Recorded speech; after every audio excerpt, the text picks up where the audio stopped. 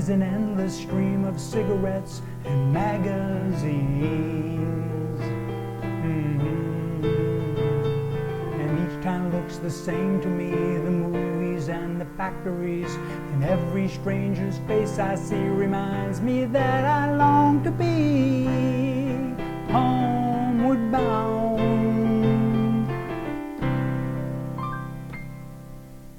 Boy, Paul Simon sure had that one right, didn't he? Touring is a lot of long, boring days and nights of uncomfortable travel interspersed with the occasional half hour or so of high stage time. Touring is not at all how it's presented in the movies and on TV. It's not nearly that much fun, and they leave out all the boring parts. But since you're a singer, songwriter, performer, at some point, tour you must. It may seem unimportant right now to discuss the specific ins and outs of touring, given that no one's doing any, but it'll come back. And since there are realities and pratfalls ahead, you might as well get to know them right now. If you're just starting out as a singer-songwriter on your career, though, the real on-the-road touring is the last thing you should be doing. You need to be ready. I mean really, really ready before you take on this kind of juggernaut. It's time-consuming, it's costly, and frankly, it's embarrassing if you're not ready. Your show, your songs, your visuals, they have to be the best they can be before you try and tackle this beast of touring. That being said, allow me to portend some thoughts about touring. Over the course of my 40 years in the live performance arena, a goodly part of that time was spent in on-the-road touring, both on stage and off to the side.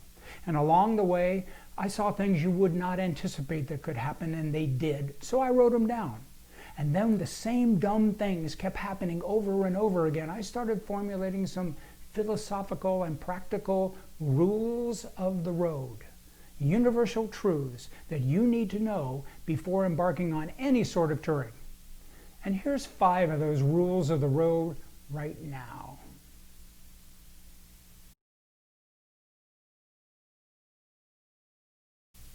Rule of the road number 1.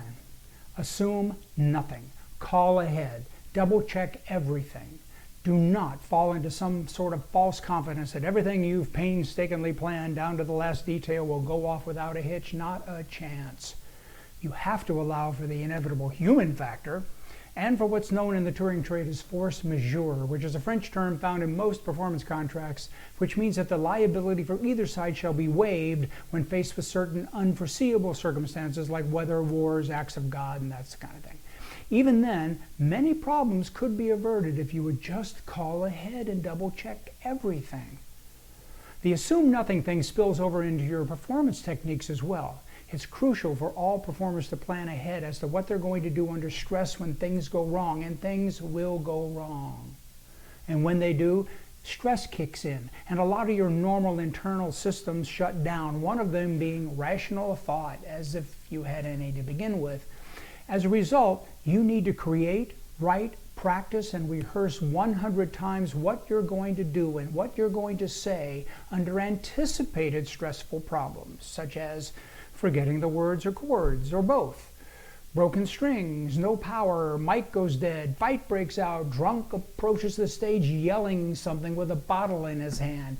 You can't prepare for every potential thing that could go wrong, but once you've done the homework for the ones that you can anticipate, then you could probably apply some of them to the odd problem that inevitably will come up, the ones you cannot anticipate. So that is rule of the road number 1. Assume nothing, call ahead, double check everything, and plan for things to go wrong.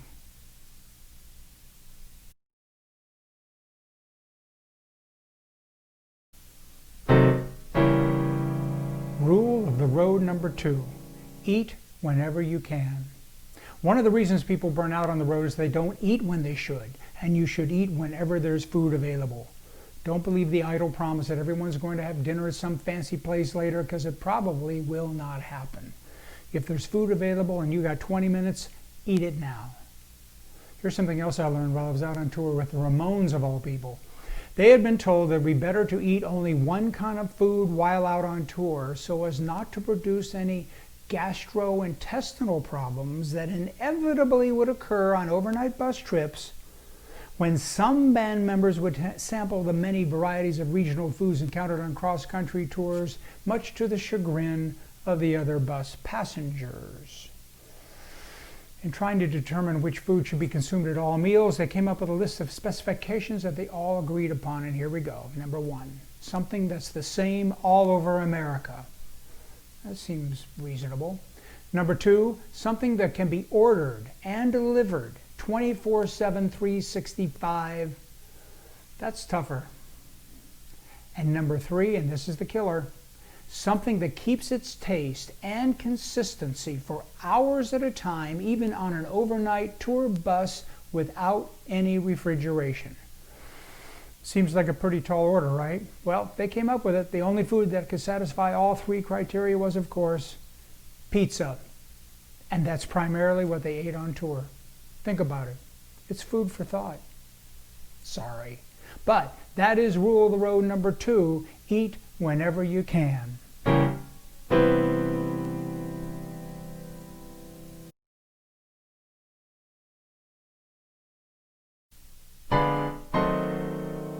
Rule of the road number 3. Sleep whenever you can. I have to concede that it is difficult to get a good night's sleep on a tour bus. First of all, you've just played a gig and you didn't get out of the venue until well after midnight, and you're all wired up from the performance, and that doesn't lend itself too well to getting to sleep right away, does it? So you end up sleeping late in the morning and taking naps during the day. But the trouble is those naps end up running an hour or two, and you feel miserable the rest of the day, well into the evening hours and the next night's show. So what to do? According to studies in the UK, the key to staying alert during the day isn't coffee or a nap. It's coffee and a nap. The coffee nap. Here's how it works. First, you drink a strong cup of coffee. Second, you take a 20-minute nap. Finally, you wake up feeling refreshed and energetic. It sounds wild, right? There's a physiological reason that this actually works, but it's beyond the scope of this video. Mainly because the explanation alone would put you to sleep all by itself.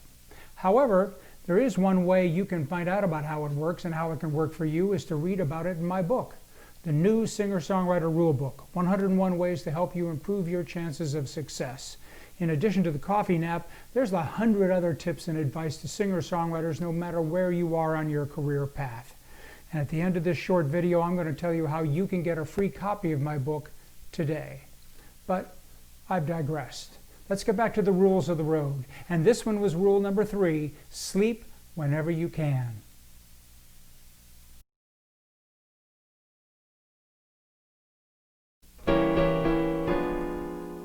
Rule of the road number 4, avoid outside daytime shows. It's way too difficult to make a connection with an audience when outside, particularly during the day. The production is never as good as it is inside, day or night. And then, of course, there's the heat and the cold and the rain and the bugs. And it's like, ugh. It's hard enough to establish an emotional connection with an audience indoors when you have the advantage of great production available to you. But all of those essentials of communicating with an audience are lost when you go outside, especially during the daytime hours.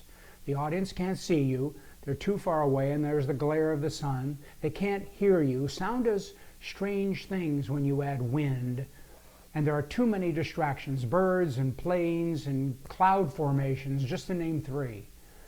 Extreme cold and heat, not to mention rain, do bad things to guitar strings and amplifiers as well. Ugh.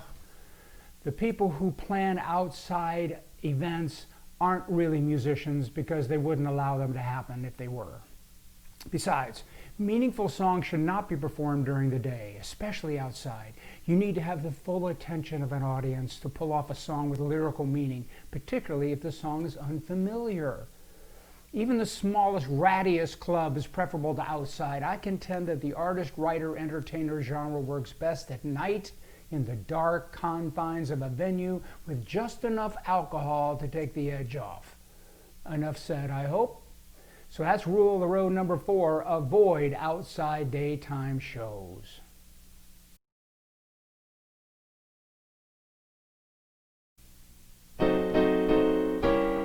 Rule of the road number 5, always get a printed receipt.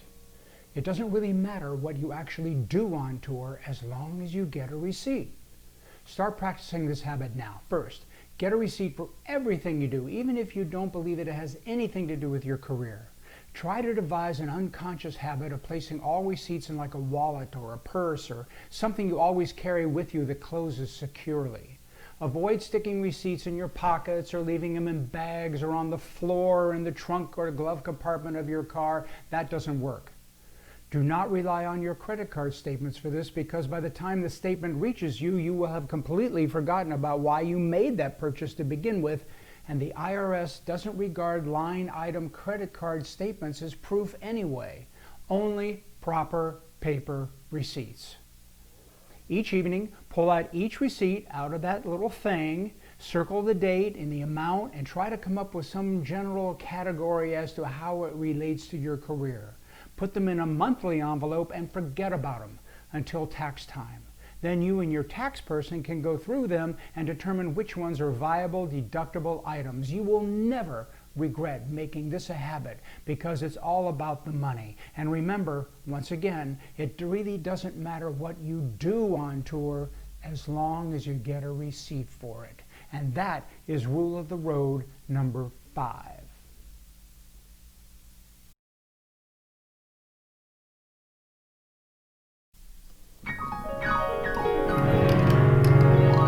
There you have it. We're back at the denouement. That's 5 of my rules of the road. I got plenty more, but that's good for starters. If you've yet to experience being on the road, you're probably having a hard time believing what I've said or the veracity of my rules of the road. If you've been on the road already, you know exactly what I'm talking about. There's more about touring and performance and the business part of the music business in my book of advice and tips, the new singer-songwriter rule book. 101 ways to help you improve your chances of success. You can get a free copy of my book today by going to my website, diditmusic.com, and sending me a note from the contact page. Hey Larry, I want to know the truth about being a singer-songwriter, and bingo, a PDF copy of my book will show up in your email inbox like that. Leaf through it. Send me another note. Let's set up a Zoom or Skype call, and let's talk about jump-starting your career. Thanks.